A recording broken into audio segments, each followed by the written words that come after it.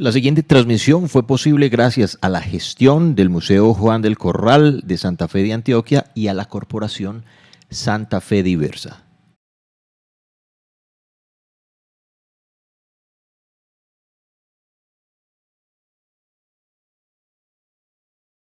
Hola, ¿qué tal? Bienvenidos a esta transmisión especial de la emisora cultural Universidad de Antioquia, la voz del alma mater en el occidente antioqueño. Mi nombre es mi nombre es Juan Andrés Álvarez, transmito desde Santa Fe de Antioquia y hoy con un tema de gran interés, de primer orden eh, por estos días, no solo en Santa Fe de Antioquia, en Colombia, sino que es un tema eh, importante en el mundo. Vamos a hablar de diversidad sexual. Ello a propósito del cuarto Festival de Diversidad Sexual de Santa Fe de Antioquia, un evento invitado, organizado, liderado por la Corporación Santa Fe Diversa.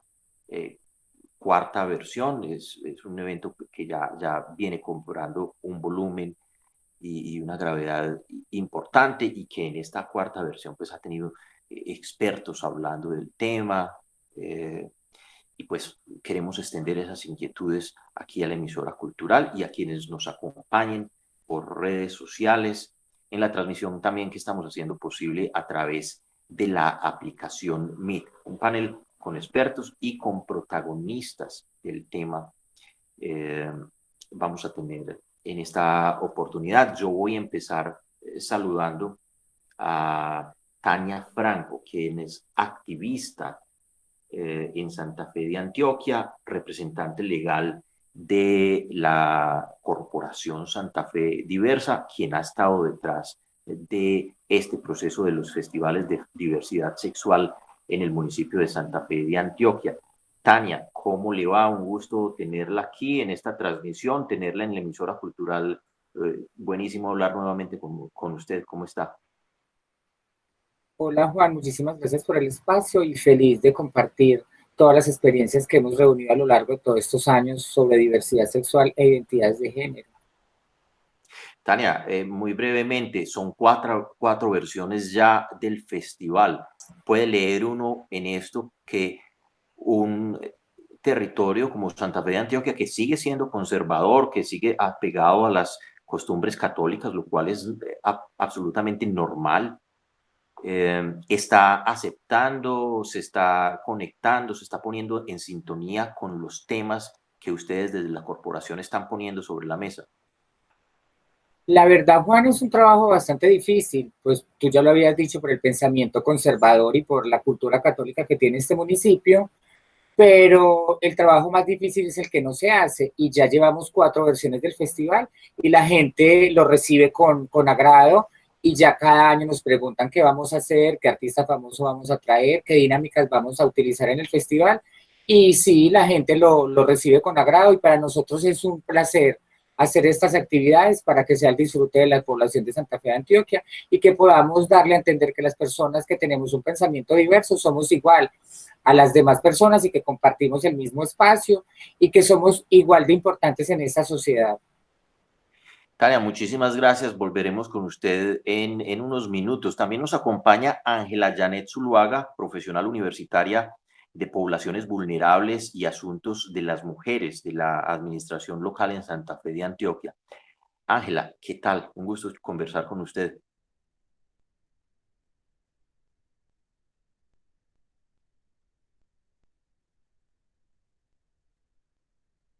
Ángela, la escuchamos.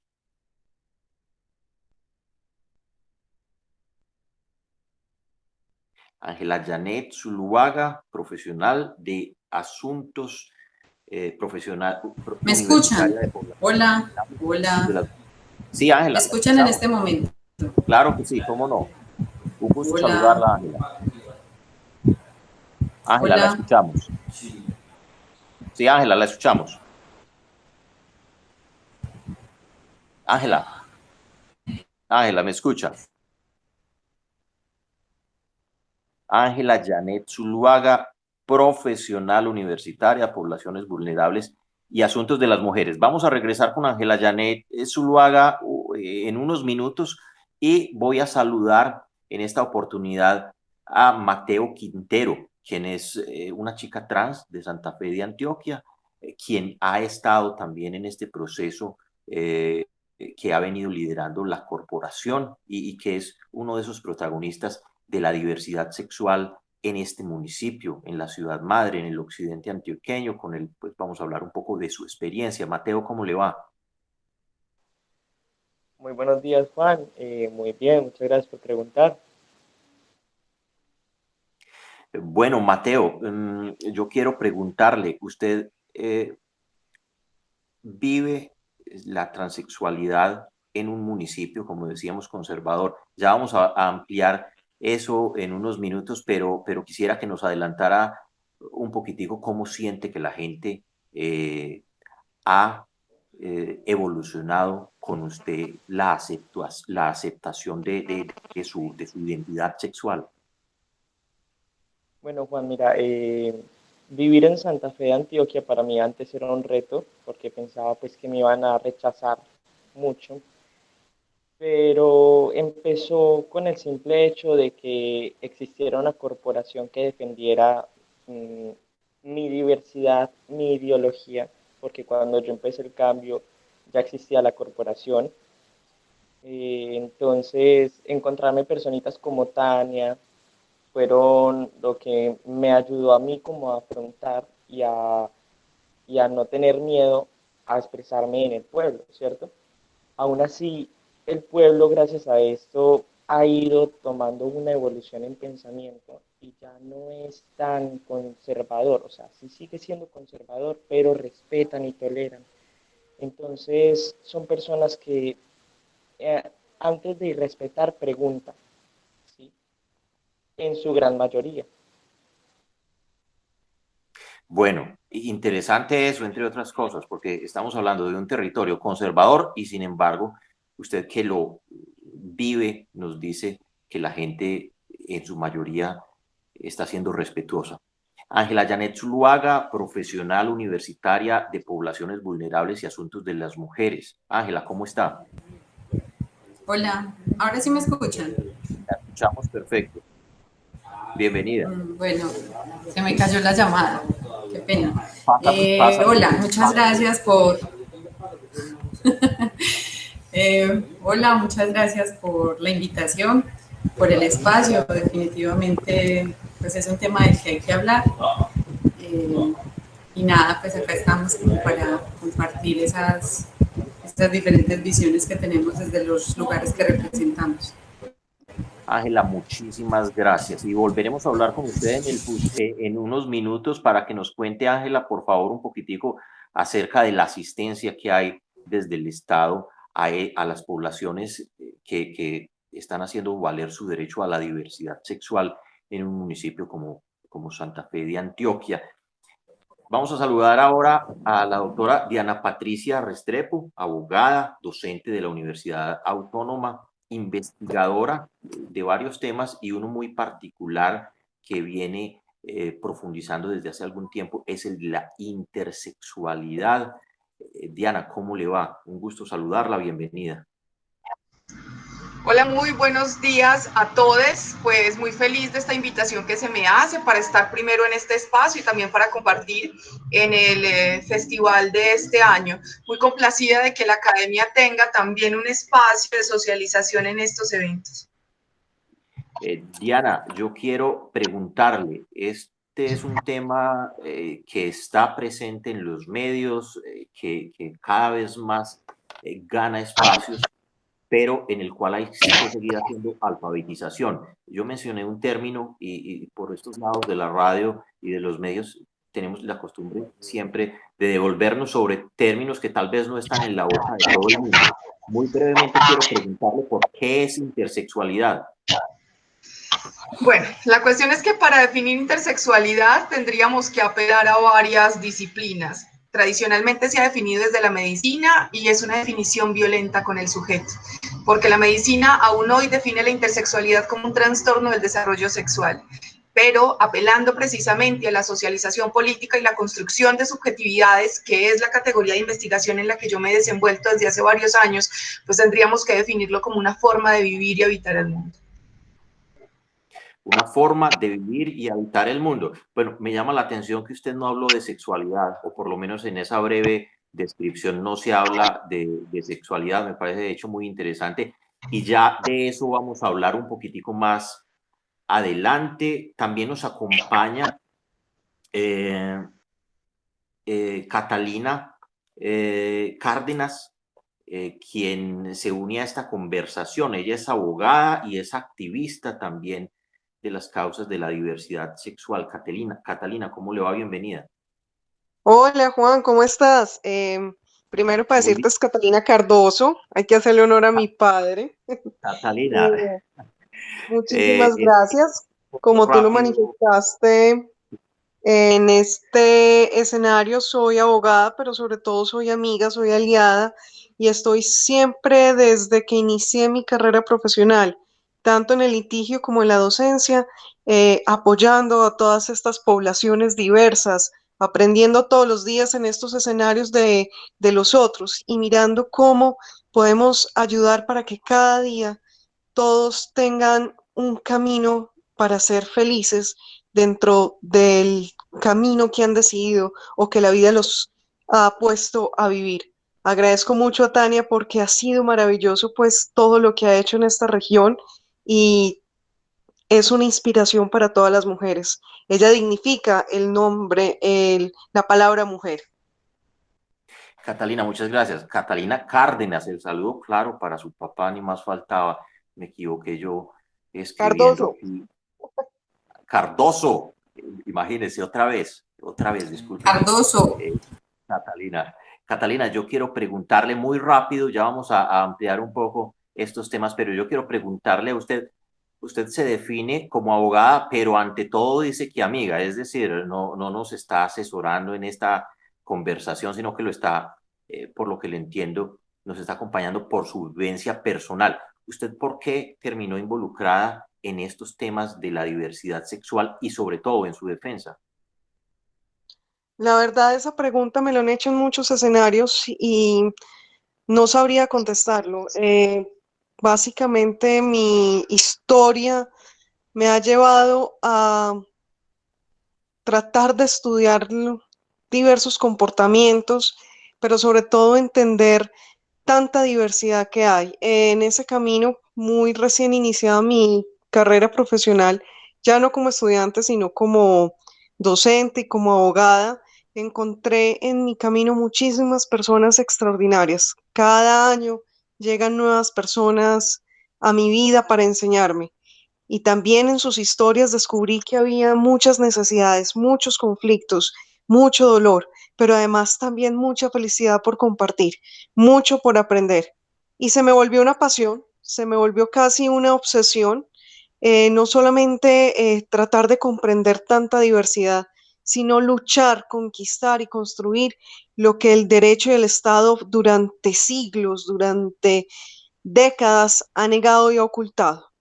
Y quizás sean estos escenarios y estas propuestas lo que más ha llenado mi corazón como abogada y como docente.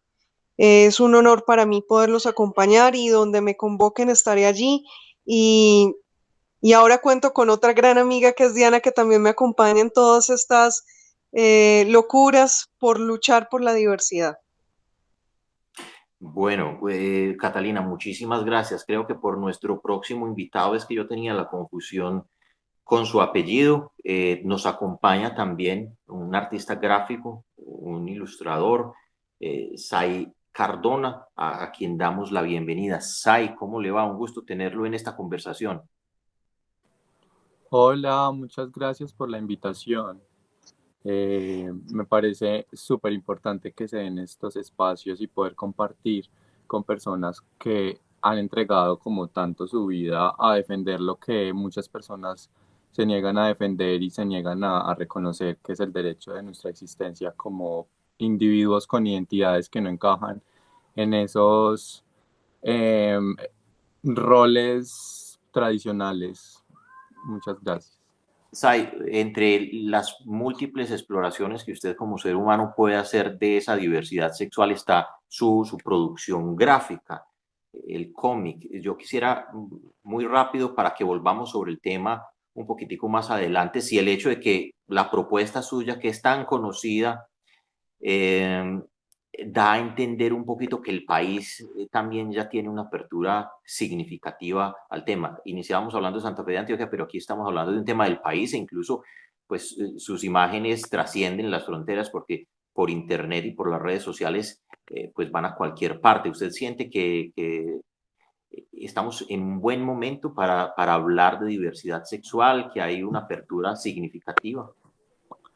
Mira, más que estar en un buen momento, yo creo que es reconocer que es importante hablar estos temas independientemente de los derechos que ya hayamos conquistado. Yo creo que pues si bien hay que reconocer que históricamente hemos logrado cosas, nuestras luchas han sido reconocidas de diferentes maneras y hemos podido conquistar pues derechos que en el pasado se nos negaban. Todavía falta muchísimo para que podamos decir es un buen momento para nosotras. Yo creo que por eso mi trabajo como que pues me entrego tanto a él por visibilizar precisamente lo que se nos niega muchas veces que exista. Y yo, por ejemplo, bueno, yo me represento a mí como persona marica y como persona no binaria, y también trato de visibilizar a esas personas que no tienen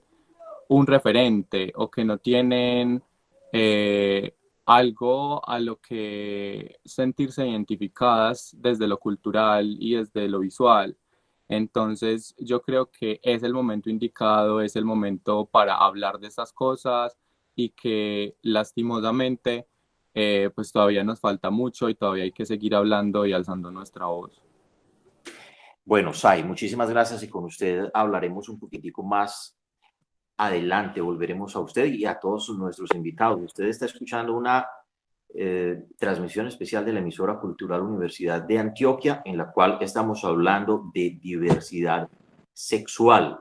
Ello a propósito del cuarto Festival de Diversidad Sexual de Santa Fe de Antioquia, un proceso que la comunidad LGTBI en Santa Fe de Antioquia ha evolucionado desde hace algún tiempo con muchísimo trabajo y que pues ya vamos a ver, está dando sus resultados.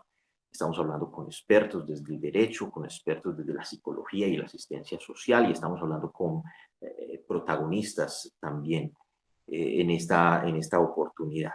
Bueno, antes de comenzar esta conversación, la doctora Diana nos decía que tenía de pronto algunos compromisos más adelante, y en esa medida por eso quisiera comenzar con ella, por si de pronto por sus ocupaciones tiene que abandonar esta conversación un poquitico antes. Diana, yo quiero comenzar conversando con usted a propósito de la coyuntura que estamos viendo. En Bogotá, que fue la primera ciudad en tomar esa medida del pico y género, se armó una controversia muy grande por si esa medida estaba de alguna manera conculcando los derechos de algunas personas que no, como decías, están identificadas binariamente con un género. Y lo traigo a colación porque es un hecho pues de la actualidad, para preguntarle a usted, para pedirle a usted que nos diga cuál es el principal reto que tiene no la comunidad, sino el país legalmente para darle inclusión, para permitir que los derechos de las personas, más allá cual sea su género, su inclinación, su preferencia sexual, pues estén garantizados plenamente. Bueno, te agradezco precisamente el haber tenido en cuenta esta consideración inicial, y le pido también disculpas al resto de los compañeros y compañeras que hoy nos acompañan precisamente por hablar. Primero, pues la coyuntura que tenemos y la pregunta que me haces no es nada sencilla, no sé si se la vayas a hacer también a otros de los que hoy nos acompañan, pero no es sencilla precisamente porque lo que nos falta sobre el tema deviene de profundas raíces culturales. Nos han educado en la típica mentalidad occidental de los códigos binarios, del pensamiento dicotómico, bueno, malo, día, noche, blanco, negro, hombre, mujer. Como tenemos eso tan absolutamente arraigado, es difícil para nosotros como sociedad entender que hay sujetos que no caben en estas categorías. Y es muy fácil también, de una manera bastante apresurada y ligera, muy ligada también a aspectos religiosos, considerar que eso ha sido así desde siempre. Pero cuando revisamos la historia nos damos cuenta que estas otras formas de habitar el mundo han existido desde siempre, tanto las biológicas como las sociales, y que realmente el asunto de la dicotomización del sexo pues se da en el siglo XVIII, es muy, muy reciente para nosotros. Y en lugar de los adelantos científicos en medicina y en otras, en psicología, que nos permitirían entender desde lo biológico y desde lo psicológico mejor al ser humano, curiosamente lo que se hizo durante los siglos XVIII y XIX, incluso durante gran parte del XX, fue utilizarlo para cerrarnos más en la idea de que eran categorías que no podían transgredirse. Entonces, esto lo digo es para mostrar la dificultad que tenemos, porque es una dificultad profundamente cultural aceptar que hay sujetos que no caben en esas dos categorías y que el mundo no debería mirarse como bueno o malo, blanco o negro, ¿cierto? Día o noche, sino que hay intermedios, que hay escalas de grises en ese blanco y negro, y que precisamente entre lo masculino y lo femenino hay posibilidad infinita de otras categorías que podemos estar transitando y que tienen que ser igualmente válidas. Acá el derecho tiene un reto gigantesco y el derecho nunca logra estar al mismo tiempo que los desarrollos sociales. El derecho es un poco más lento, generalmente espera que haya algunas transformaciones sociales para venir entonces a acompañarlas a través de lo legislativo, pero efectivamente el derecho se nos está quedando atrás y no logra dimensionar las consecuencias negativas que tiene la no inclusión o los mecanismos que antes ahondan la exclusión de otras categorías de género. Entonces hay una consecuencia, y con esto termino, y es que el asunto tradicional que nos han dicho de la normalidad, los normales, ¿cierto? Así no mencionemos a los otros como los anormales, cuando definimos un grupo social como normales, automáticamente los otros quedan en esa categoría de la anormalidad. Y esto tiene una consecuencia jurídica tenaz, porque entonces, ¿quiénes somos nosotros? Nosotros los que lucimos de determinada manera, los que hablamos un determinado idioma, los que creemos en un dios o un grupo de dioses, los que compartimos determinadas normas culturales y demás. Esos somos nosotros. Los otros, ellos, esos a los que les concedo también la categoría de humanidad, pero no son mis iguales, automáticamente pierden con esa falta de igualdad la posibilidad de reclamar los mismos derechos. Este tipo de divisiones entre nosotros y los otros se ha hecho en la historia de la humanidad con muchísimas categorías sociales: mujeres, indígenas, negritudes y poblaciones afro, y en este momento particular con la comunidad LGTBIQ+.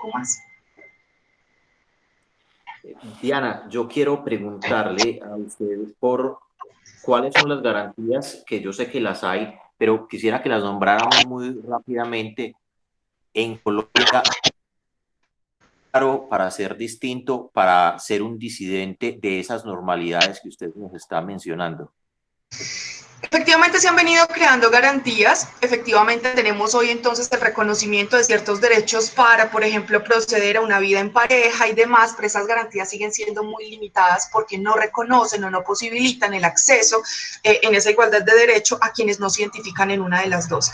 Entonces, claro, no voy a desconocer el avance, no voy a decir que esas garantías no han venido a proteger a una parte de la población, pero no alcanzan o no son suficientes, porque entonces, por ejemplo, en términos de el sistema carcelario, listo. Con lo trans te preguntan con qué género te identificas y a ese sistema te vamos a llevar, pero si no te identificas con ninguno, ¿cierto? Si estás en una categoría genérica en la que no te identificas ni con lo masculino o con lo femenino, o transitas entre la una y la otra, como pasa con el género fluido, no hay una garantía allí. ¿O qué pasa con el matrimonio igualitario? Cuando sigue definido, ¿cierto?, entre un hombre y una mujer, o pues el matrimonio convencional, o el matrimonio igualitario entre dos personas del mismo sexo, ¿cierto? Pero la categoría de género va mucho más allá de esto. Entonces, si bien empieza a haber garantías, como por ejemplo el que se conforme sociedad patrimonial y pueda haber entonces una división equitativa de bienes, o la posibilidad de afiliar a la pareja o al compañero o compañera permanente al sistema de seguridad social, ¿cierto? Son garantías que se han creado a través de esta lucha y que curiosamente han terminado también beneficiando a las parejas heterosexuales que tampoco antes de esta lucha tenían esos derechos, pero no significa que el camino ya esté listo o allanado. Realmente esto apenas está comenzando porque apenas estamos empezando a dimensionar lo que significa el género. Bueno, de esa respuesta de Diana, yo quisiera, y estábamos hablando de la normalidad, y yo quisiera pasar a preguntarle, yo estoy viendo, yo les voy a pedir a ustedes autorización, estamos hablando de radio, estamos haciendo radio y como ustedes obviamente saben, la radio no tiene imágenes, entonces la autorización es para describir un poquito y describirlos a ustedes o a uno de ustedes para quien va mi pregunta enseguida, es para Sai. Si ustedes estuvieran viendo a Sai, se darían cuenta de que es una persona que tiene bigote, tiene unos aretes grandes también, tiene un cuello tortuga, un buzo cuello tortuga, en torno del cual pende un collar, un collar como de perlas, su peinado, su pelo está, no sé si de color natural, pero rubio. Hay varias alusiones a lo que consideramos una estética femenina en la estética de Sai. Yo espero pues que Sai me permita esa descripción que estoy haciendo y que le parezca bien. Y la estoy haciendo para que se den cuenta quienes nos están escuchando, porque le voy a hacer la pregunta. Sai, con la manera de asumir usted su corporalidad, su estética, usted está dentro de lo que llamamos normalidad en su manera de concebir el mundo. Usted lo hace como una transgresión. ¿Cómo ha sentido que la gente a su alrededor ha asumido su corporalidad, su estética, su estilo de vestir? Cuéntenos un poquitico de eso a propósito de lo que Diana nos hablaba de la dificultad que a veces hay con asumir esas disidencias y esas maneras distintas de presentarse al mundo. Mira, Juan, a mí me parece muy curioso cuando uno va a normalidad, porque es normal. O sea, es algo tan imposible de describir que a mí se me vuela la cabeza pensando qué es lo normal cuando cada persona tiene una individualidad de una u otra manera. Yo te digo una cosa, yo siempre he dicho que mi identidad es como una mezcla de una señora del siglo pasado y una niña del futuro, pero en el cuerpo de una persona con barba.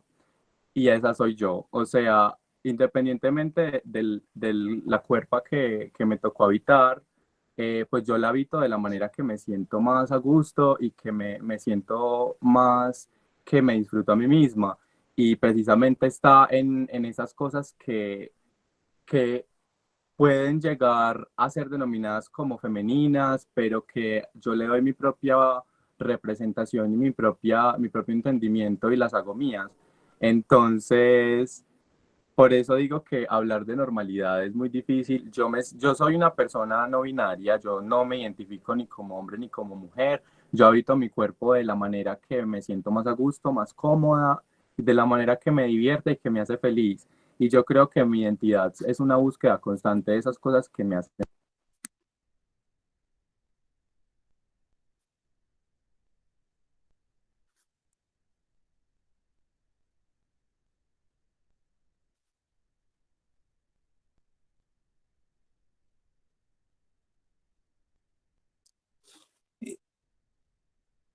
En este momento, creo que Sai tiene el micrófono apagado.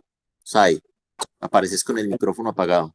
Perdón, hablé como media hora y no se me entendió. Perdón, mira, que te decía que cuando hablamos de normalidad me parece muy difícil porque ¿qué es lo normal? Sai, pero te voy a recapitular. Escuchamos bien, o yo escuché bien, hasta cuando nos estabas diciendo que vos te sentías bien con tu cuerpo. Listo. Hasta ahí pudimos escuchar, ahí sí hubo un bache. O sea que tranquilo, que buena parte de tu intervención sí la pudimos escuchar. Ok, Dale, bien bueno, puedes. no sé cuál es el momento en que se separó el micrófono, pero te decía que yo habito mi cuerpo de la manera que me siento más feliz y que yo no me siento identificada ni como hombre ni como mujer, entonces me permito habitar mi cuerpo de una manera desprendida como de esos roles que se me imponen como persona, por el hecho de tener una barba, por el hecho de tener un bigote o por el hecho de tener un pene, se supone que debo cumplir ciertos roles que no cumplo y, y que no quiero cumplir y que pueda que tenga ciertos privilegios porque la sociedad así me puso, pero pues a mí no me importa porque yo vivo mi identidad de la manera que a mí me gusta. Mi identidad es como una búsqueda de las cosas que me hacen feliz, de las cosas que me complementan, de lo que me pertenece y precisamente yo hago uso como de todas esas, no sé, imaginarios de lo femenino y lo masculino para construir mi propia interpretación de la vida y de la identidad. Entonces ahí vuelvo a mencionar eso de que lo normal pues no existe en sí, porque cada persona tiene una búsqueda, cada persona tiene una identidad y hay unas que encajan más o menos en esas construcciones sociales, pero eso no quiere decir que sean personas normales. Yo creo que lo importante, y voy a citar algo que dice una psicóloga que se llama Isabela de acá de Medellín y que me parece fundamental, es que nuestras identidades no binarias y las identidades en general, más que tratar de entenderlas y pretender saber por qué existen, hay que saber respetarlas y ya, y aprender que existen. Y para eso necesitamos que se eduque y que se muestre. Y yo precisamente elijo mostrarme y atreverme. Y acá me pueden ver de una manera, pero en otros escenarios puedo ser más atrevida, en otros escenarios puedo ser otro personaje, en mi cómic puedo ser el que se me da la gana, porque yo lo hago y soy la única dueña de él. Entonces, es como eso de, bueno, entendamos que hay personas que tienen identidades que puede que no las comprendamos, pero que son, y que hay que respetarlas y dejarlas ser libremente. Sai, muchísimas gracias y volveremos a conversar con usted un poquitico más adelante de ese cómic que es la propuesta pues que mencionábamos inicialmente y que yo sé que tanto nos puede aportar a este diálogo.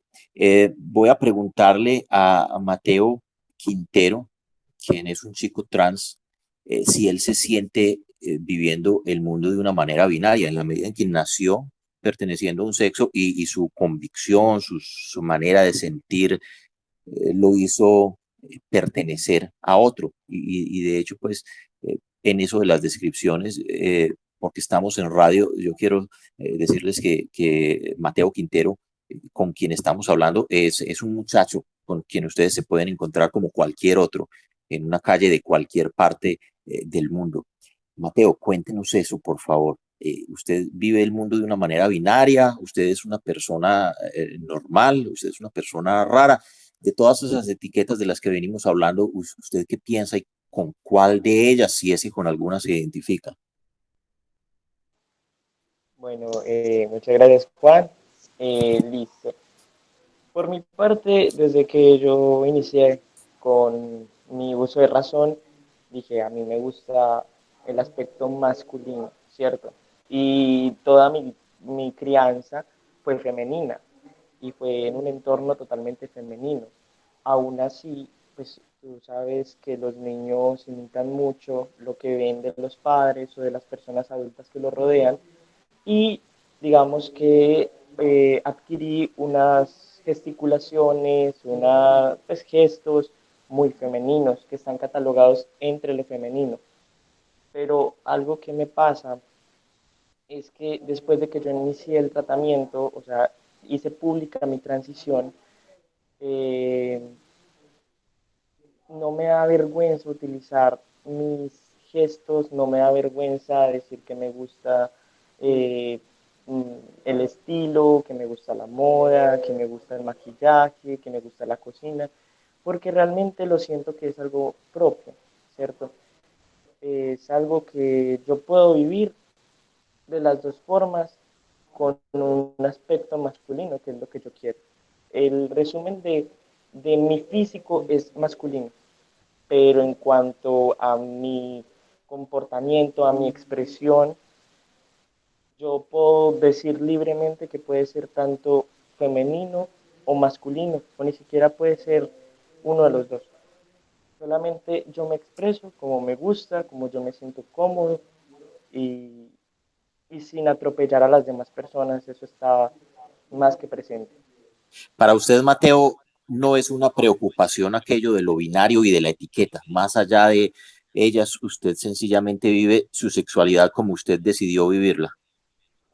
Exacto. O sea, yo sé que es muy necesario etiquetar porque es fácil explicarlo si te preguntan.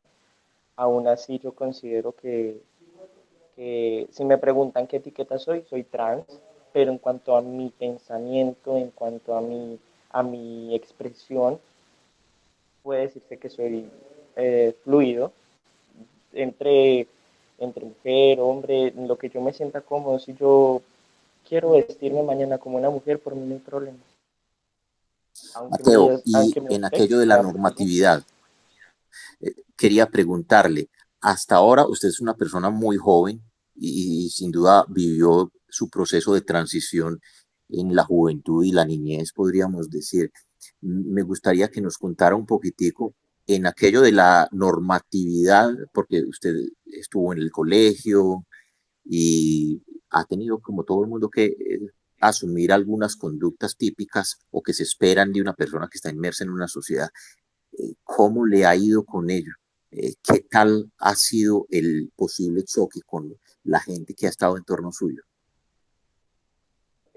Bueno, en cuanto al colegio, yo perdí un año por, pues, por mi persona, pues, por culpa propia, en cuanto a que yo me desorienté mucho cuando empecé con el proceso, porque yo no me quería presentar a un público con el que llevaba conviviendo varios años.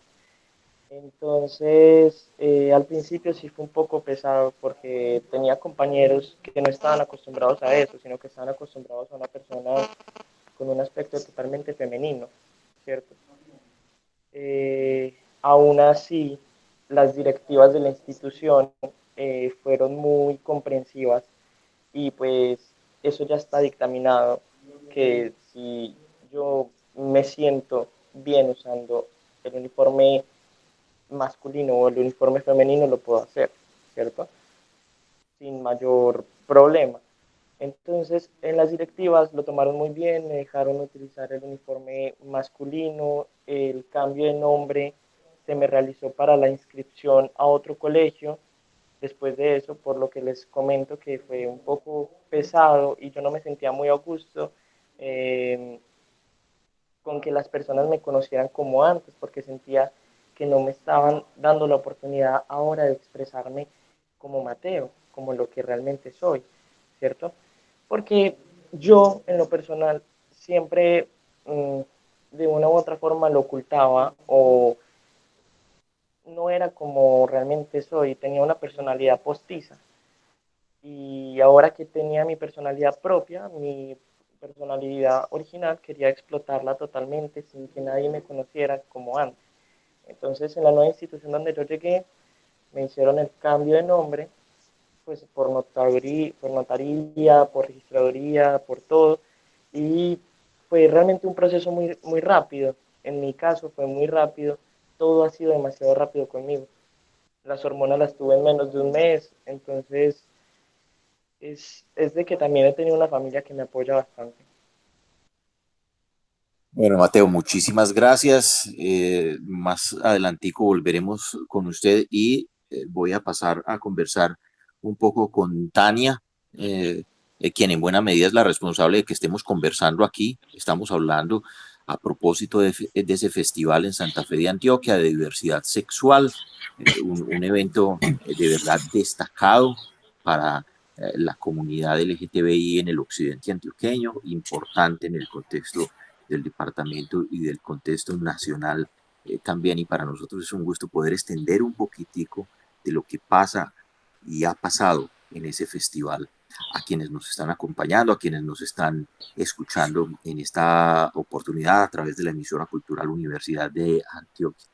Tania, eh, ¿cuál ha sido su historia? Yo quiero que nos cuente un poquitico el recorrido que usted ha hecho para convertirse en esa activista de la diversidad sexual que es en Santa Fe de Antioquia y para ser una persona que vive su propia normalidad, porque ya nos lo han dejado claro Sai y Mateo. Aquí no se trata de una única normalidad, sino de una manera como alguien decide vivir su vida y esa es la normalidad para esa persona. ¿Cómo han sido esos recorridos para usted? Bueno, Juan, la verdad no ha sido algo muy fácil, pero, pero pues acá lo vamos logrando. Eh, yo tuve que irme de acá de Santa Fe de Antioquia porque el municipio me quedó pequeño, no era lo que yo buscaba pues en mi tiempo, y decidí irme a la ciudad de Medellín porque tiene una mentalidad para las personas diversas un poco más amplia que Santa Fe de Antioquia, y pues allá empecé todo lo que fue mi tránsito. En ese tiempo era un poco más difícil acceder a todo este tipo de cosas, pero he contado con el apoyo de mi mamá y de mi hermano, porque en este caso mi familia no tiene papá. Ellos me han colaborado siempre en todo lo que yo he necesitado y pues en ese tiempo mi tratamiento no me lo daba el Estado, de hecho todavía no me lo da el Estado, pero he tenido la oportunidad y la gracia de que mi familia ha estado conmigo y pues mi tratamiento hormonal me lo he pagado particularmente. Conocí el activismo por, ¿cómo te dijera? Conocí el activismo por casualidad, por un accidente.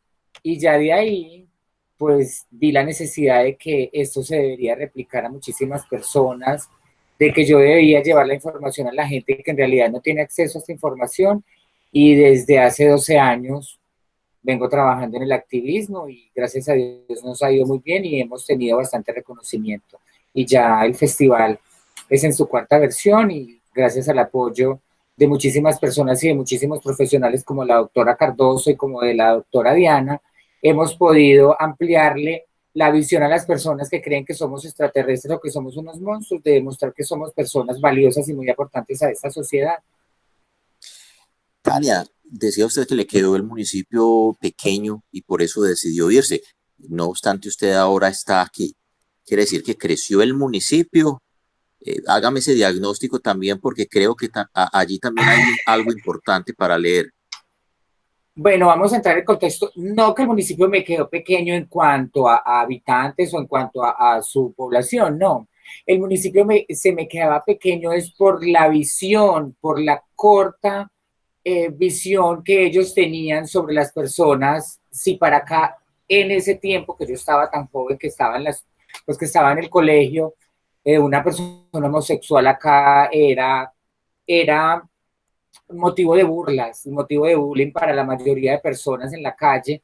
Entonces, el ver que yo no me identificaba como una persona gay, sino como una mujer trans, y acá no lo había, entonces sentí que yo no pertenecía en ese momento a este municipio, que este no era mi entorno. Entonces decidí viajar a la ciudad de Medellín, donde también tengo familia, donde tengo muchas amistades, y ya al hacer mi tránsito en Medellín, regresé a Santa Fe de Antioquia y cambiamos la visión de las personas de acá de la sociedad de Santa Fe de Antioquia sobre las personas trans, que somos igual de valiosas y que el hecho de que nosotros no nos identifiquemos con el género con el que nacimos no nos hace malas personas.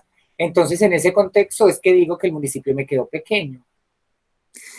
Sí, y yo la verdad la entendí, Tania, pero la pregunta, y vuelvo a ella, es, ¿el municipio se ha ensanchado en su mentalidad entonces? Lo pongo en esos términos. No, mira que ya lo que hace que venimos trabajando con el activismo, con la mesa diversa y ahora que nos hicimos corporación y que hacemos todo este tipo de actividades y de intervenciones, la gente ha cambiado mucho la forma de pensar. De hecho, nosotros tenemos acceso a dar charlas en los colegios, hemos ido a la cárcel acá en Santa Fe de Antioquia y hemos ido muchas veces a las zonas rurales a dar estas charlas, a que la gente nos vea que somos unas personas normales. Es que el hecho de que yo tenga un pensamiento diferente a los demás es como cuando a ti no te gustan los frijoles y prefieres las lentejas. Es algo así como tan básico que la gente no sé por qué se complica tanto la vida por algo que en realidad no merece tanta relevancia. Bueno, Tania, muchísimas gracias. Y inicialmente la saludábamos, Ángela Janet Zuluaga, precisamente para un poquitico de cómo es posible que ahora estemos hablando de un cuarto festival, de la proyección que tiene la Corporación Santa Fe de Antioquia, cómo es posible que también estemos hablando de que Mateo nos diga, hombre, mi entorno ha sido muy favorable, la gente es respetuosa, que nos cuente su historia muy cercana en el colegio, donde, por lo menos según lo que le alcanzamos a entender, no tuvo tantas dificultades. El Estado tiene un papel importante allí y Ángela Janet Zuluaga precisamente hace parte de la instancia en la localidad que atiende poblaciones vulnerables y nos puede contar un poquitico, Ángela, de cómo se ha dado ese crecimiento en Santa Fe de Antioquia de la mano de profesionales como las doctoras Catalina y Diana y del acompañamiento de profesionales como usted. Háblenos un poquitico de qué es lo que ha pasado institucionalmente y desde el Estado para arropar a estas personas que ahora se pueden proyectar un poquitico más. Bueno, gracias Juan Andrés. ¿Me escuchan? Confirmo que me escuchan porque he tenido varios problemas de conectividad. Y bueno, frente a esa inquietud que planteas, Juan Andrés, y que yo pues de entrada voy a contarles que en el cargo estoy desde julio del año pasado, entonces no he sido la que ha acompañado pues como profesional los procesos de posicionamiento de la población y luego la consolidación de la corporación durante mucho tiempo. Llegué hace menos de un año y pues si bien estuve en otros momentos como participante del festival, como apoyo a muchos de los procesos, quiero pues como también dejar esa salvedad y esa claridad que no he conocido de primera mano muchas cosas que yo sé que Tania nos podría contar mejor y respeto ese lugar y esa trayectoria que tiene ella. Pero sí quiero contarles como desde mi reflexión y también desde lo real que Santa Fe de Antioquia es un municipio que ha avanzado en ese tema de la inclusión y en el tema de ver, ¿cierto? De volver la mirada hacia ciertos lugares y hacia ciertas situaciones y poblaciones que durante mucho tiempo fueron invisibles. Primero, el primer logro que se da desde la institucionalidad es que alguien trabaje con el tema de poblaciones vulnerables y que dentro de las poblaciones vulnerables se considere a la comunidad LGBTI como un grupo poblacional que necesita un acompañamiento y que necesita que se le proporcione una serie de herramientas para que desde el empoderamiento y desde la convicción de sus derechos puedan empezar a recorrer todo un camino para que hoy por hoy estén pasando las cosas que están pasando con la comunidad en el municipio y que haya un festival como este que convoca a tantas personas, del que participa además buena parte de la población santafereña, que además es extrañado, pedido y que además es visto sin las barreras mentales que se tienen normalmente frente a estos temas. Entonces creo que ahí, desde ese elemento, desde el hecho de poner a la población LGBT como una de las poblaciones con las que se trabaja, hay un gran logro. Otro de los logros es la adopción del acuerdo municipal, que si bien también les cuento, y Tania y la corporación lo saben, es un acuerdo que busca convertirse en política pública fue aprobado con algunas falencias y con algunos, pues es un documento al que todavía le faltan muchos elementos porque digamos que no se ha destinado de pronto los suficientes recursos para hacer cosas tan importantes como la caracterización de la población. Sí hay un interés y ha habido un interés histórico, digamos, ya desde hace muchos años, por poner este asunto en un lugar distinto, en un lugar protagónico.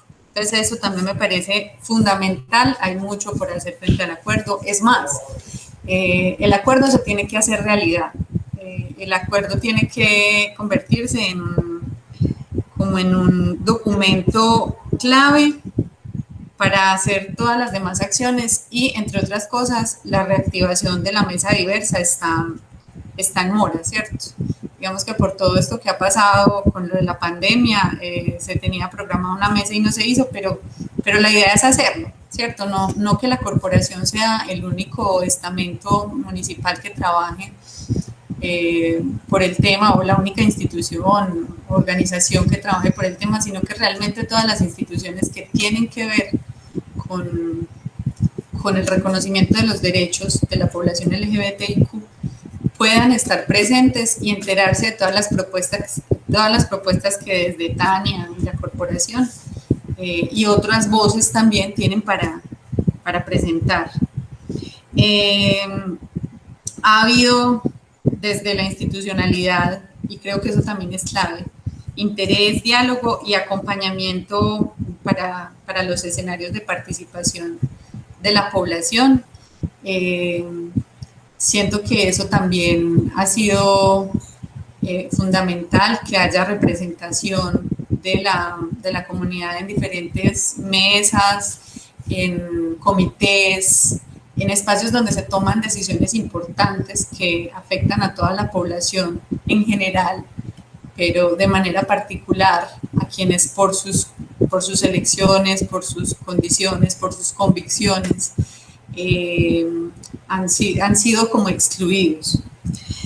Y ya como un tema general, también resalto que desde la institucionalidad se ha recorrido un camino hacia la comprensión de aquello que es un asunto privado y de aquello que es un asunto público. Si bien no es un logro general, siento que sí se han hecho y se han dado importantes pasos hacia eso, hacia entender, por ejemplo, que asuntos como la violencia intrafamiliar, por ejemplo, que se presenta hacia personas, hacia mujeres, hacia personas LGBTIQ, es un asunto que no es como se creía antes, no es un asunto privado, es un asunto que se tiene que hablar y que se tiene que resolver desde lo público. Pero que asuntos como la identidad, la sexualidad, las preferencias, las orientaciones, sí son un asunto que durante mucho tiempo se trabajaron como público, pero que definitivamente pertenecen al ámbito de lo privado, de las elecciones personales, y que en eso sí no tenemos por qué involucrarnos y entrometernos como Estado, ¿cierto? Creo que eso también es un logro y un camino que se ha empezado a recorrer para entender que incluso la palabra normalidad debería de como eliminarse del imaginario de las personas, porque cuando hay normales, entonces eso significa que hay unos que son anormales. Y parte del camino y de la convicción que tenemos en estos espacios en los que trabajamos por la inclusión social y el bienestar de todos los seres humanos es que entendamos que todos cabemos, que todos necesitamos manos amigas, necesitamos solidaridad y necesitamos reconocimiento y respeto. No sé si sea clara en cuanto a tu pregunta, Juan. Muchísimas gracias, claro, muchísima claridad acerca de lo que se asume desde una instancia como es el Estado, que es una de las llamadas a garantizar las posibilidades de todas las poblaciones. No estamos hablando de una sola, sino de todas las poblaciones, pero muy especialmente de aquellas poblaciones que tienen algún nivel de vulnerabilidad. Saludábamos al principio a la abogada Catalina Cardoso Arango.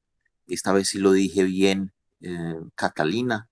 La vuelvo a saludar para pedirle que usted, que entiendo tiene un conocimiento privilegiado y de primera mano, nos cuente cómo ha visto este proceso de esa comunidad diversa en el occidente, en Santa Fe de Antioquia, ese proceso que la ha conducido hasta este momento, con personas liderando de una manera tan evidente el proceso, con personas diciendo, hombre, yo soy normal a mi manera y diciéndolo a voz en cuello, sin problemas, con tanta convicción que hace convencer, valga la redundancia, a quienes están alrededor, que eso de verdad es muy importante. Háblenos un poquitico de ese recorrido, Catalina. Muchas gracias, Juan, nuevamente. Pues te cuento que no solamente en Santa Fe de Antioquia, sino en todas las regiones del país, estamos en un momento sui generis. Pero antes de llegar a cómo estamos hoy, pensemos que jurídicamente se han logrado conquistar y construir la mayoría de los derechos que los diferentes grupos poblacionales han luchado por ellos. Principalmente derechos en cuanto a su identidad, derechos en cuanto a tener una familia y derechos de contenido patrimonial.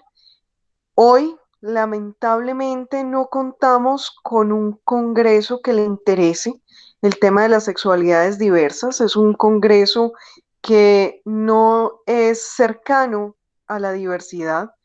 Pareciese pues que no es un tema popular de hablar o de promover, entonces no es un congreso que estará interesado en promover leyes en favor de la diversidad, como nunca lo ha sido. Por eso es que todas las conquistas se han tenido que dar en sede de la Corte Constitucional, que sí ha sido la gran luchadora en el reconocimiento, en la conquista, pero sobre todo en la construcción de estos derechos. Sin embargo, lamentablemente hoy también tenemos una Corte Constitucional muy conservadora y tememos iniciar cualquier tipo de litigio estratégico ante la Corte Constitucional, no solo porque pueda negar, sino porque puede retroceder esta gran evolución. Para mí es un momento en que, además de terminar de luchar por lo que falte y por construir lo que se necesita, lo debemos hacer a nivel regional, a nivel de los departamentos, a nivel de los municipios, porque cada grupo poblacional tiene sus propias necesidades, cada región tiene sus propias necesidades. Y para ello es, como dijo anteriormente la profesional universitaria, es que se deben construir estas mesas colaborativas e interdisciplinares para que los diversos sectores públicos, pero también privados, además de la población diversa y todo tipo de población, pueda manifestar cuáles son sus necesidades en particular y se puedan dar unas soluciones. Pero lo que más lamento en todo es que haya tan poco conocimiento de estos derechos. Todavía gran parte de las poblaciones diversas no sabe que tiene derecho a cambiar su nombre de manera tan fácil como acudir a la notaría y solicitarlo mediante escritura pública. Gran parte de la población no sabe que además puede cambiar su componente de género y que es igual de fácil como cambiar su nombre. Lo difícil son los trámites posteriores para que todo ese pasado con el nombre con el cual no se identificaban y con el género con el que no se identificaban pueda cambiar, pero se puede hacer, así como todo lo que significa la transición. Pero tampoco saben que a través de una tutela integral en salud pueden acceder a todos los tratamientos psicológicos, psiquiátricos, médicos y demás que requieran para construir ese ser humano que han decidido y que son. Y por eso, en temas sobre todo de personas trans y de personas intersex, hay un grave problema de salud pública, puesto que al no conocer que tienen este derecho, acuden a métodos artesanales o a clínicas particulares de no reconocimiento y puede afectar gravemente su salud. Entonces, por eso es tan importante. Y en eso agradezco infinitamente a Tania que me promueve para ir a donde haya que ir y ella misma lo hace y llevar el conocimiento de todos estos derechos, pero no solamente saber que se tienen, sino cómo ejercerlos. Y si en algún momento no son capaces de ejercerlos, que saber a dónde ir, a qué abogados, a qué instituciones acudir para que apoyemos a todas estas personas que lo necesitan. Pero en el fondo sigue siendo los mismos problemas de todos. Y lo vi el año pasado. Hay problemas para acceso a la educación, no solamente porque no existe educación pública, pero la educación pública no garantiza la diversidad y que se respete y no se violente a estas personas, sino que más adelante se les dificulta llegar a carreras profesionales, a la universidad. Pero más grave aún, no hay acceso al trabajo. Constantemente me escriben pidiéndome apoyo y oportunidades de dónde los podemos ubicar, puesto que ni el sector público ni el privado se atreven a contratar a personas diversas. Y esto lleva a que tengan problemas de salud, problemas con su mínimo vital, y hasta ahí llega cualquier lucha, porque con hambre y con necesidad y enfermo no tenemos cómo luchar. Entonces tenemos que volver a ello y promover, sobre todo, ese derecho al amor y a tener una familia. Muchas de estas personas, precisamente por la discriminación que han sentido en sus propios hogares y en sus círculos sociales, en sus círculos académicos, en sus círculos laborales, han perdido su propia estima y han perdido ese deseo de tener una familia, de constituir una pareja, inclusive de tener hijos. Eso es lo que tenemos que promover, y no solamente desde el derecho, sino de manera interdisciplinar con todas las personas que nos ayuden a esto. Tania lo decía de manera muy bonita. La parafraseo porque no recuerdo sus palabras literales, pero también acojo las propias. Es el derecho a ser todos felices de igual manera, de manera muy digna, no porque sean monstruos o extraterrestres, ni requieran un privilegio adicional. Particularmente el año pasado vi con mucha felicidad cómo ante la bandera de LGTBIQ más y ante todas las personas que estaban en el parque y el evento público de música y teatro y danzas, el resto de población permaneció tranquila, sin sentirse ofendida, sin ofender. Otras personas más celebrando la vida. Eso me alegra mucho, sobre todo cuando comento en otros círculos que vamos a hacer este festival y muchos se sorprenden porque es una región muy conservadora. Pero entonces, ¿qué tal si se erige y se vuelve un símbolo de diversidad para toda Antioquia, que ha sido también tan conservadora? Muchas gracias, Juan.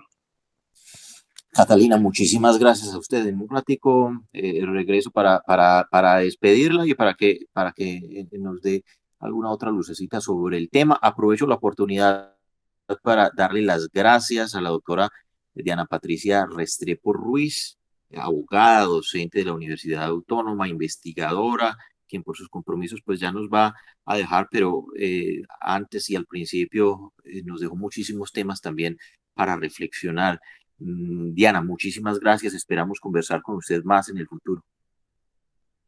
No, Juan, muchísimas gracias a ti por el espacio, a todos obviamente por la oportunidad de participar este año. Qué bueno que se abran estos espacios para seguir compartiendo y socializando sobre estos temas. Gran parte de la transformación por la que me preguntabas al principio empieza precisamente por hablar de los temas que nos resultan incómodos para que la gente empiece a familiarizarse con ellos. De nuevo, muchísimas gracias y bueno, les cuento que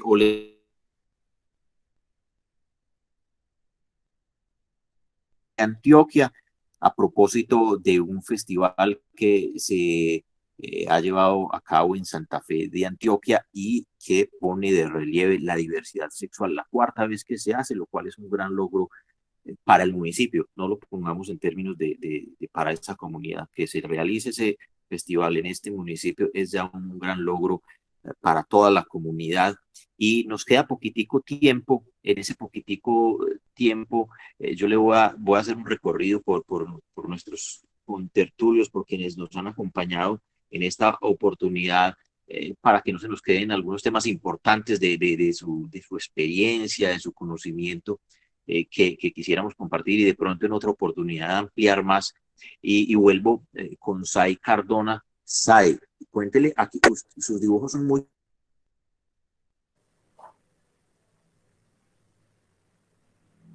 Está escuchando y no los conoce tanto, y por eso quiero preguntarle, ¿qué es mariquismo infantil? Cuéntenos acerca de esa experiencia, muy brevemente, lastimosamente, porque se nos está acabando el tiempo, pero provoquemos un poquitico en quienes nos escuchan lo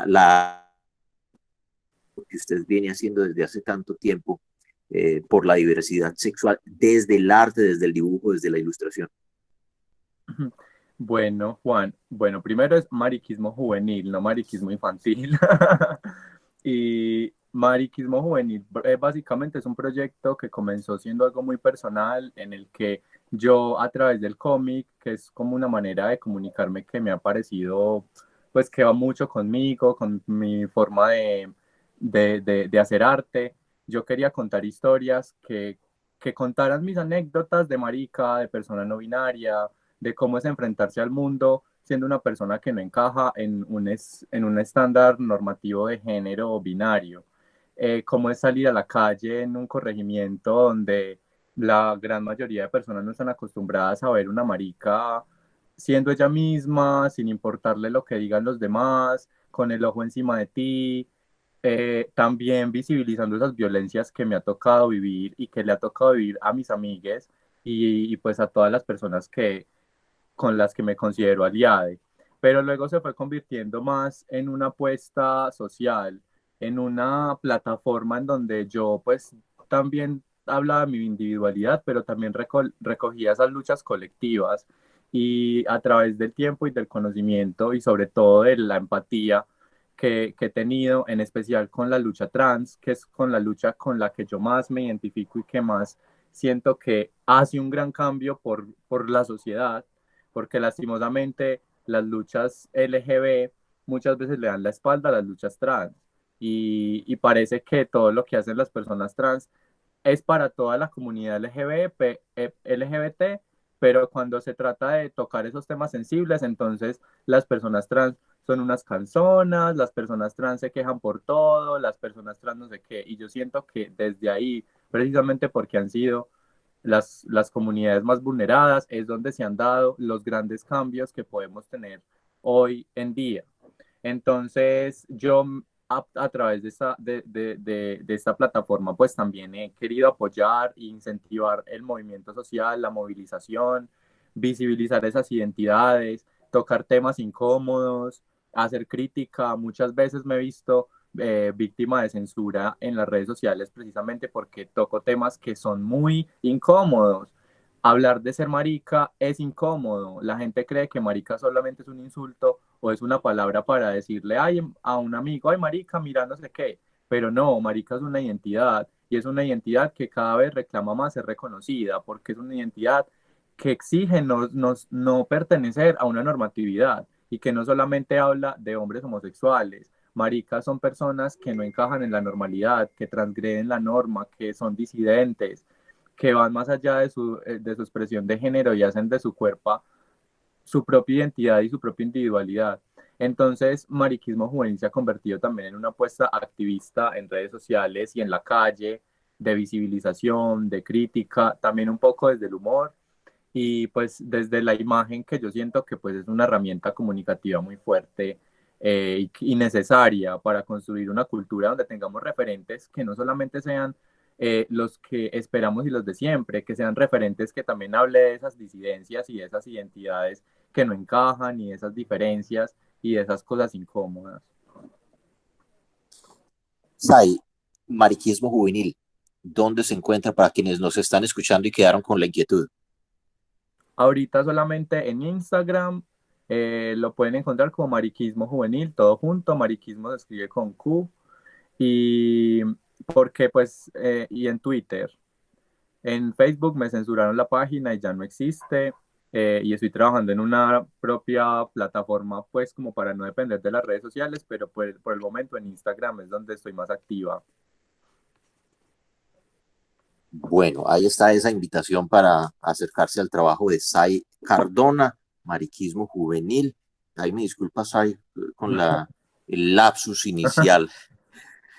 Mateo Quintero Rojas, es, como decíamos inicialmente y recordarán, un chico trans de Santa Fe de Antioquia, quien, además de ser muy joven, pues se ha convertido en un modelo de defender su identidad en el municipio. Cuéntele un poquito a quienes nos está escuchando y brevemente, porque se nos está de verdad acabando el tiempo, dentro de sus perspectivas como chica trans, ¿cuál es el objetivo que usted se ha trazado para lograr con la comunidad, con esas personas que están abogando por la diversidad sexual, pues aquí en cualquier parte del mundo? Bueno, Juan, desde mi perspectiva, cuando yo empecé el proceso, yo estuve muy solo, aunque tenía compañeros como Tania, como Ángela, que me apoyaron mucho desde el principio. Qué pena ahí con el perro. Pero mi meta, mi aporte a esta sociedad sería apoyar a las personas que están empezando, porque es muy notorio que siempre el primer paso es el que da más susto y a veces no estamos con las personas adecuadas para tomar decisiones o saber cómo afrontar esto. Igual no es algo difícil, pero es bueno sentir el apoyo de alguien y yo quisiera ser el apoyo de muchas personas. Y es más, varias personas se me han acercado y considero que he sido un buen ejemplo, un buen apoyo, tanto moral, emocional y de información.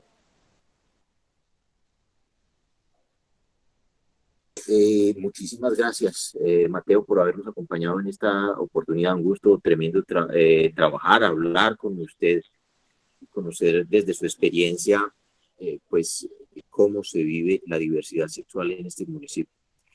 Tania, la corporación, cómo lograr que crezca, cómo lograr que ese municipio que a usted en su momento, por lo que usted nos explicó bien, y que es muy comprensible, le quedaba pequeño, que ahora la coge mejor, porque mire que en ese municipio que antes estaba muy pequeñito, usted ya ha logrado, con toda la gente que la acompaña, traer este festival a su cuarta versión. ¿Cómo lograr que haya una expansión mayor de esas mentalidades, de esas percepciones? Juan, mira, pues no puedo desconocer que lo que hemos logrado es bastante importante. Lograr que la administración municipal nos abra un espacio, tener representación en varias instituciones, instancias del municipio es un paso bastante importante. Tener el apoyo de la academia y de personales como la doctora Cardoso y Diana y otro sinnúmero de profesionales que nos colaboran es muy importante, pero creo que tenemos que participar mucho más y creo que la pedagogía es la herramienta indicada para que las personas entiendan de que ser diferente no tiene nada de malo. Es que el ser una persona gay, lesbiana o trans es como cuando tú te vistes determinado día de rojo o de azul, no tiene nada de malo. Entonces eso es lo que hay que hacer, que las personas nos dejen de ver como estigmas, nos dejen de ver como personas raras, como personas que venimos a causar daño a la sociedad y que vean que somos personas muy inteligentes, muy aportantes. Yo conozco amigos y amigas trans que son personas brillantes dentro de sus profesiones.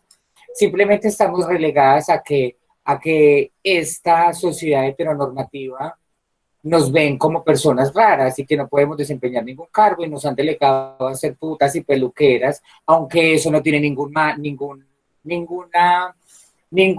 el ser putas o peluqueras no es ningún trabajo indigno, simplemente es que somos capaces de hacer otro tipo de trabajos y lo que necesitamos es oportunidades. Y creo que la academia y la pedagogía son la herramienta esencial para cambiar y transformar esta sociedad tan goda y con un pensamiento tan conservador.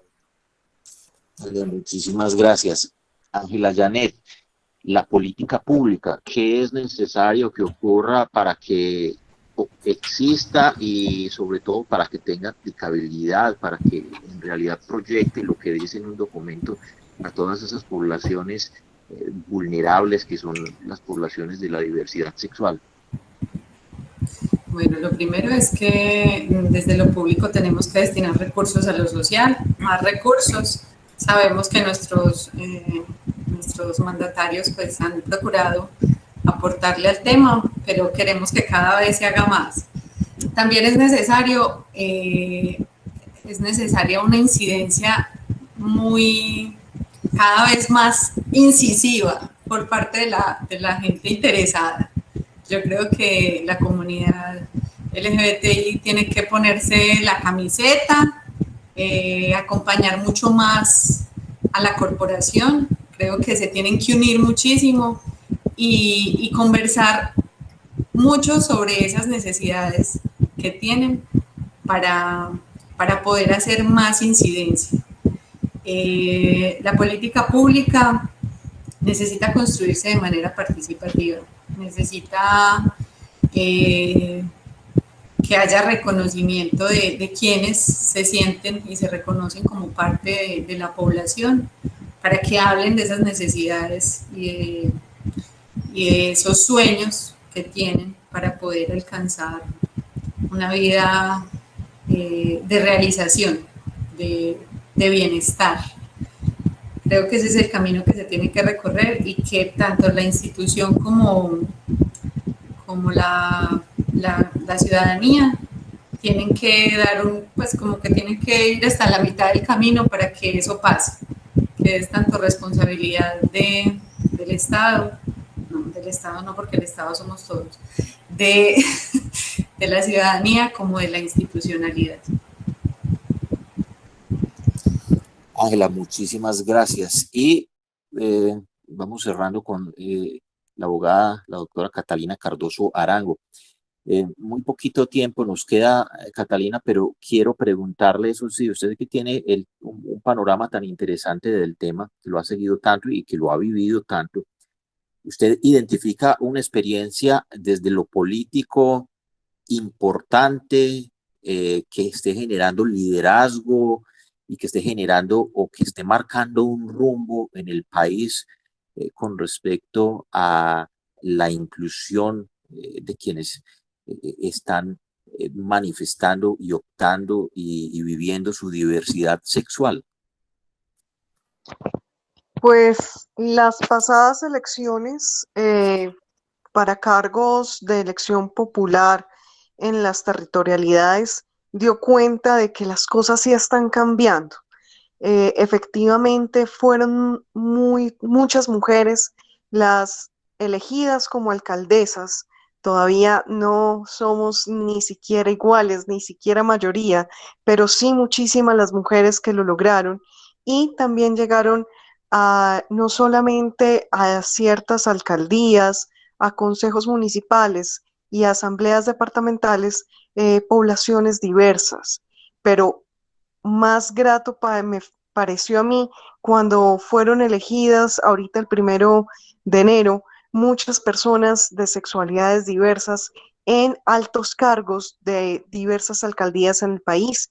De eso nos recordamos la secretaria de Mujeres de Manizales, que es una gran activista en temas de las poblaciones trans, y muchas otras personas que de pronto no han tenido tanta publicidad y han pasado un poco desapercibidos, pero que están haciendo sus trabajos desde sus regiones, desde sus territorialidades.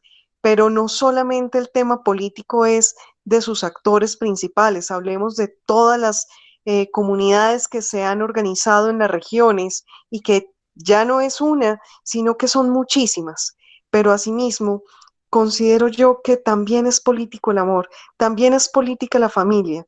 Y cuando estas personas de sexualidades diversas se atreven a amar y se atreven a construir sus propios modelos familiares y que hoy encontremos personas casadas, personas en comunidad de vida y que además se atreven a ser padres y madres con sus hijos, eso me parece la gran revolución política que se debe dar. Esos son los cambios que estamos viendo. Lamentablemente, toda esa gran revolución fue suspendida por esta crisis en la que estamos, por la cuarentena en la que estamos, que pone aún más vulnerable a toda esta población, no solamente en sus hogares donde pueden ser víctimas de violencia intrafamiliar, sino que se les ha dificultado el acceso a la educación, han perdido sus empleos o se han vuelto mucho más precarios y que muchos hoy, más allá de estar preocupados por defender su identidad, están preocupados por sobrevivir.